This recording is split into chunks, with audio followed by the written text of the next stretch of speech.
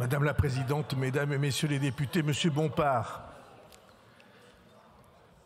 je n'ai pas l'intention de refaire la totalité des débats que nous avons vécus depuis plusieurs jours sur la déclaration de politique générale et sur les prémices de la discussion budgétaire.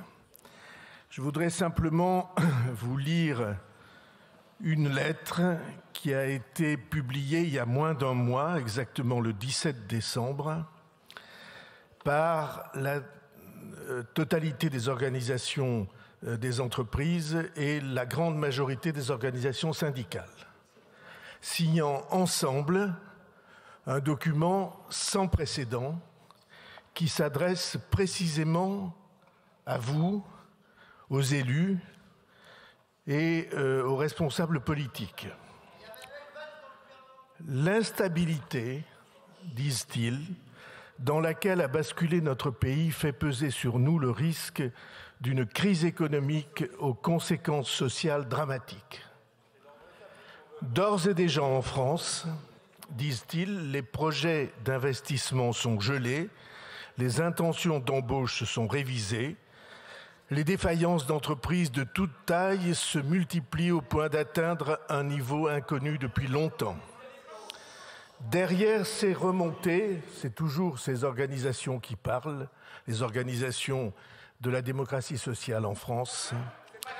Derrière ces remontées en temps réel de nos capteurs de terrain sur notre territoire, dont toutes nos organisations disposent massivement, c'est l'économie réelle, l'avenir des entreprises et le quotidien des salariés qui sont en jeu. Les conséquences d'une instabilité prolongée pour notre société, sa cohésion, les femmes et les hommes qui la composent en seraient graves.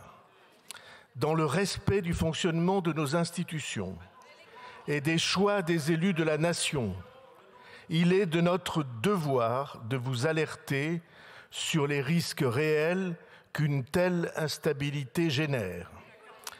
Comme vous, les acteurs sociaux que nous sommes, représentants des organisations syndicales et patronales, sommes profondément attachés à la démocratie et à la démocratie sociale.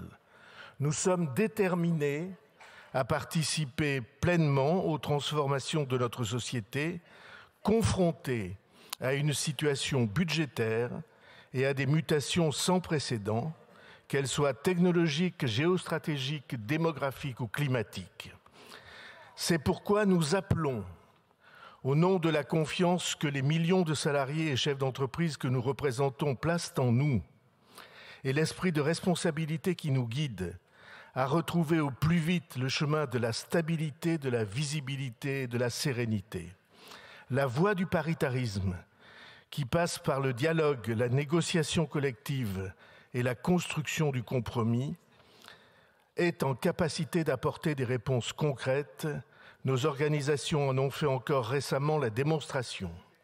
Il en va de notre capacité à être porteurs de progrès et de justice sociale, de performance économique et sociale et de respect de l'environnement. Les interlocuteurs sociaux seront comme toujours au rendez-vous du dialogue et de la responsabilité.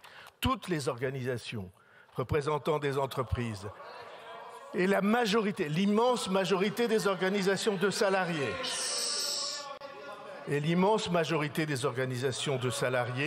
ont signé ce texte. Et c'est la première réponse. Allez, s'il vous plaît, s'il vous plaît. Et c'est la première réponse qui méritait d'être apportée, Monsieur Bompard, à votre présentation de la motion de censure. Deuxièmement, je crois que nous ne prenons pas la mesure de ce qui est en train de se passer à l'heure qu'il est et dans les jours où nous sommes. Nous sommes, nous, la France, et nous, l'Europe, en situation de citadelle assiégée. Nous sommes, nous, la France et nous, l'Europe, confrontés à des puissances qui ont désormais décidé et choisi le parti de la domination sur la société que nous formons et la civilisation que nous portons. Hier, à la fin du mois de décembre, la Chine a franchi le cap du millier de milliards d'excédent commercial. L'Allemagne est en récession. Le chiffre a été publié hier matin. Pour la deuxième année consécutive, l'Allemagne est en récession. Heureusement, la France, avec un peu plus d'1% de croissance, échappe à cette récession. C'est toute l'Europe qui est atteinte et la France plus que tout autre parce que son projet est évidemment, son projet de pacte social est évidemment menacé par la crise que nous traversons. Et c'est là que nous avons la divergence ou la confrontation la plus significative. La motion de censure, M. Bompard, que vous avez présentée, elle a une signification. Elle dit « Nous voulons rester dans l'affrontement au sein de notre peuple entre les... » S'il vous plaît, s'il vous plaît. Nous voulons rester, dites-vous, c'est ça que vous Allez, dites. écoutez. Nous ne voulons pas, dit votre motion de censure, nous ne voulons pas qu'on sorte de l'affrontement pour entrer dans la pratique du dialogue, de la négociation, de la construction de l'avenir que nous avons à faire ensemble. C'est la raison pour laquelle les bancs que vous appelez à vous soutenir sont totalement vides. Vous êtes dans une situation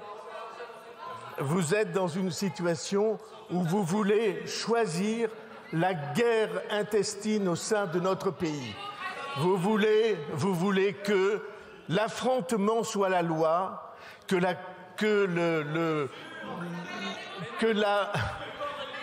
l'affrontement soit la loi, et vous voulez que la conflictualisation comme...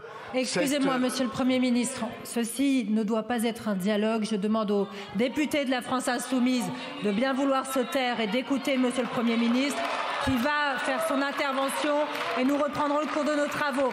Mais on n'est pas dans un débat, on est dans un examen tel qu'il est prévu par nos textes. Seul le Premier ministre a la parole. Seul le Premier ministre a la parole. Monsieur le Premier ministre, allez-y. Je vous remercie de vous taire, s'il vous plaît. Allez-y, Monsieur le Premier ministre.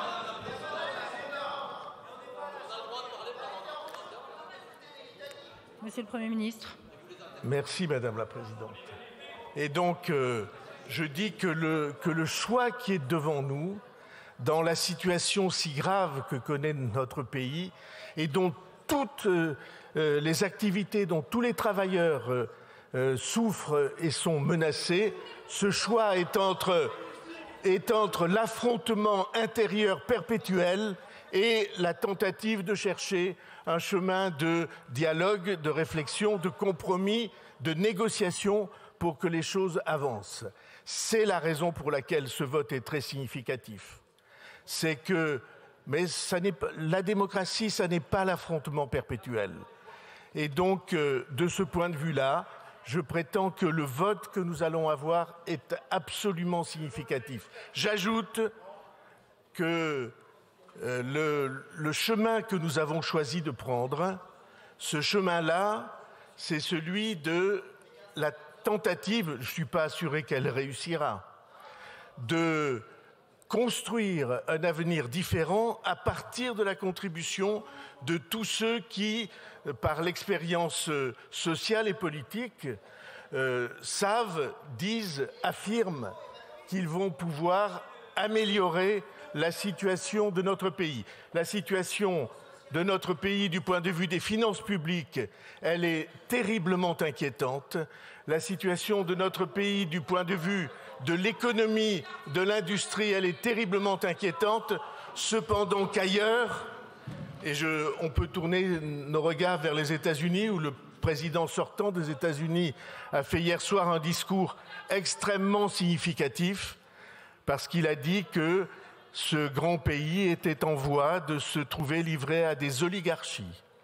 Il a marqué le danger interne aux États-Unis, et c'est aussi un danger pour la planète, où des puissances extérieures à la politique ont décidé de se servir de la politique pour imposer leur point de vue et leur vision du monde, qui n'est pas très éloignée de la vôtre.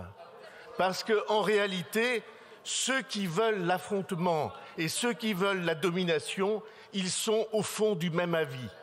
Ils sont décidés à ce que le compromis, la discussion, la réflexion, le progrès progressif ne puissent pas trouver leur place. C'est pourquoi, je le crois, la motion de censure que vous présentez ne pourra pas être adoptée et je le crois, un autre chemin se dégage. Difficilement, après beaucoup de travail, de discussion, de négociation, où chacun a apporté ce qu'il croyait et ce qu'il avait de plus précieux, un autre chemin se dégage pour qu'une entente permette de construire un avenir différent.